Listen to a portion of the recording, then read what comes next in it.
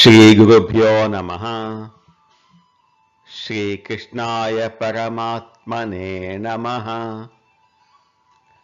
భగవద్గీత ఆత్మ సంయమ యోగంలో ఈరోజు మనం 29, 30 శ్లోకాలను తెలుసుకుందాము. ఇంతకు ముందు శ్లోకాలు ధ్యానయోగి పొందే ఆనందాన్ని వివరించాయి. ఇప్పుడు ఈ 29, 30 శ్లోకాలు అందరిలో పరమాత్మను, పరమాత్మలో అందరిని చూసే సమత్వ భావాన్ని వివరిస్తున్నాయి. 29వ శ్లోకము. సర్వభూతస్థమాత్మానం సర్వభూతాని చాత్మని ఈక్షతే యోగయుక్తాత్మా సర్వత్ర సమదర్శనః. సర్వభూతస్థం ఆత్మానం సర్వభూతాని చ ఆత్మని.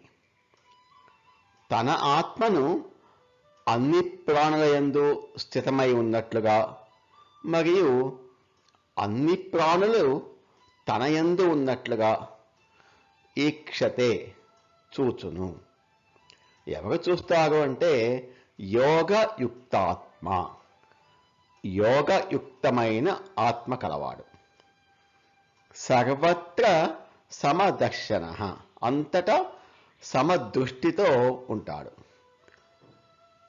యోగయుక్తమైన ఆత్మ కలవాడు అంటే ధ్యాన యోగి సర్వత్ర సమస్త చరాచర ప్రాణికోటి యందును సమదృష్టి కలవాడై తనను అన్ని ప్రాణులందు ఉన్నట్లుగా, అన్ని ప్రాణులు తన యందు ఉన్నట్లుగా చూస్తాడు.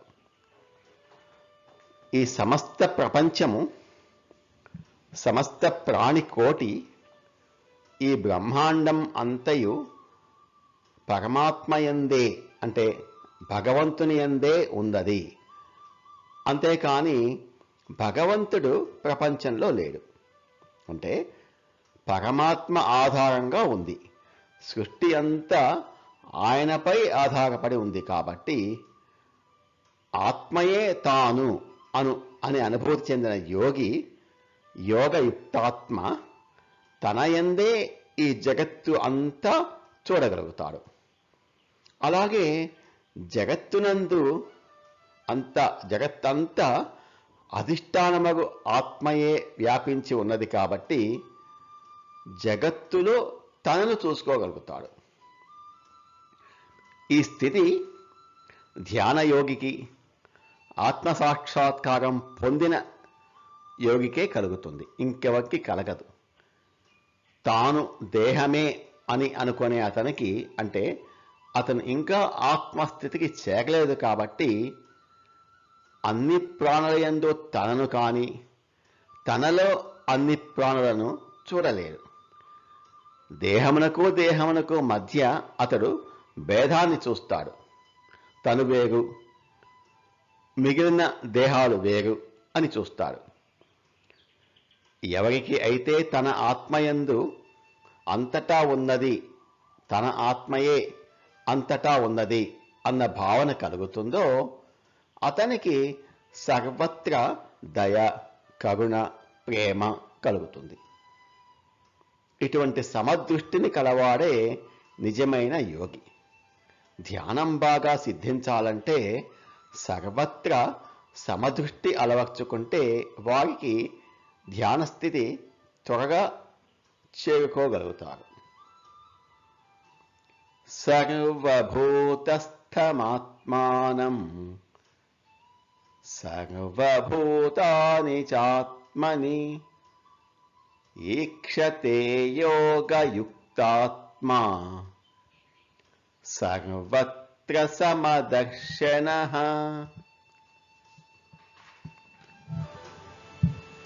యోగయుక్తుడైన ఆత్మ కలవాడు అంటే ధ్యాన యోగి సర్వత్రా సమస్త చరాచర ప్రాణికోటి యందు కూడా సమదృష్టి కలవాడై తనను అన్ని ప్రాణుల యందు ఉన్నట్లుగా, అన్ని ప్రాణులు తన యందు ఉన్నట్లుగా చూస్తాడు.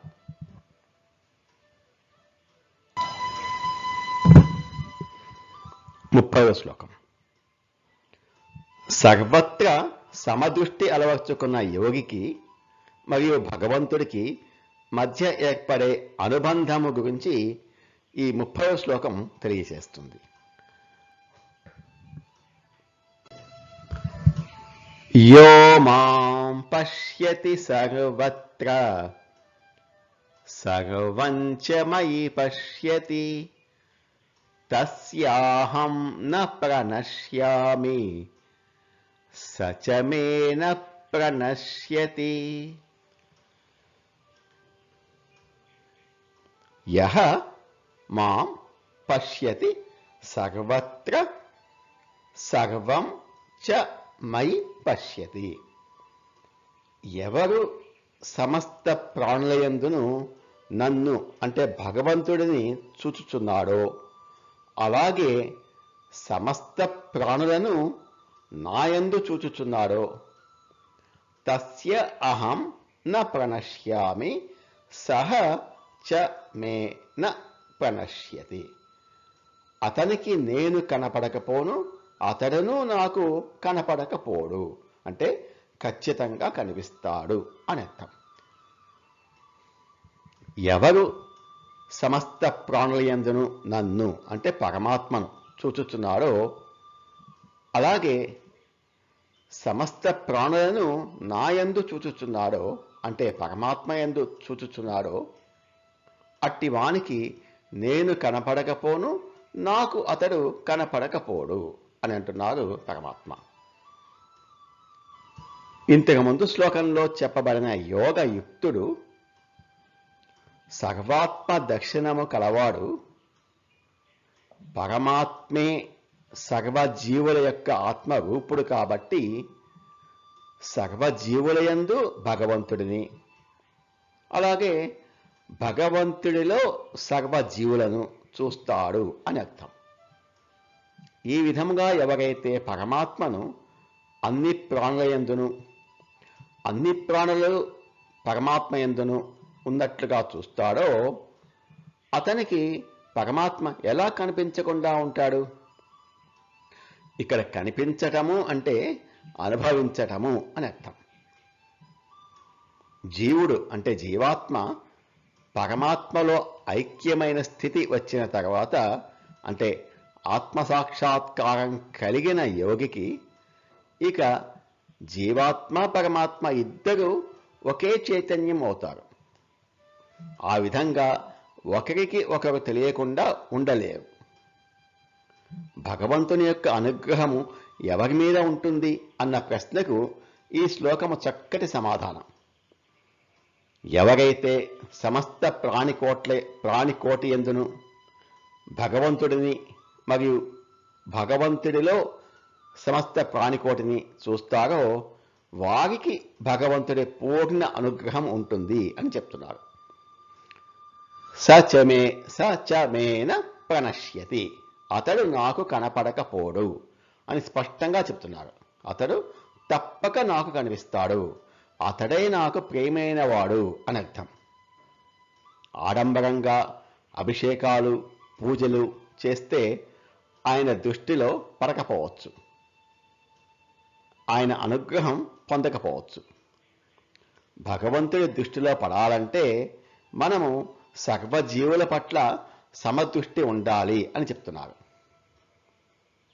ఉద్యోగస్తులు ప్రమోషన్స్ వాటి కొరకు వారి పై అధికారి దృష్టిలో పడటం కొరకు చాలా అగచాట్లు పడుతుంటారు. దానికి బదులు భక్తి వైరాగ్య ధ్యాన వీటి ద్వారా సమస్త జీవుల పట్ల సమదృష్టితో ఎల్లప్పుడూ ప్రవర్తిస్తూ ఉంటే తప్పకుండా భగవంతుని దృష్టిలో పడతాడు. కావలసిన కోరికలు ఆ ప్రమోషన్ ఏదో ఆయనే ఇప్పిస్తాడు. యో మాం పశ్యతి సర్వత్ర సర్వం చ మయి పశ్యతి తస్యాహం న ప్రణశ్యామి స చ మే న ప్రణశ్యతి. ఎవరు సమస్త ప్రాణులందును నన్ను అంటే పరమాత్మను చూచుచున్నాడో, అలాగే సమస్త ప్రాణులను నాయందు చూచుచున్నాడో అంటే పరమాత్మ యందు చూస్తున్నాడో అటువంటి అతనికి నేను కనపడకపోను, అలాగే నాకు అతడు కనపడకపోడు అని బోధిస్తున్నారు శ్రీకృష్ణ పరమాత్మ. నమో భగవతే వాసుదేవాయ. ఏతత్ ఫలం శ్రీకృష్ణార్పణమస్తు. స్వస్తి.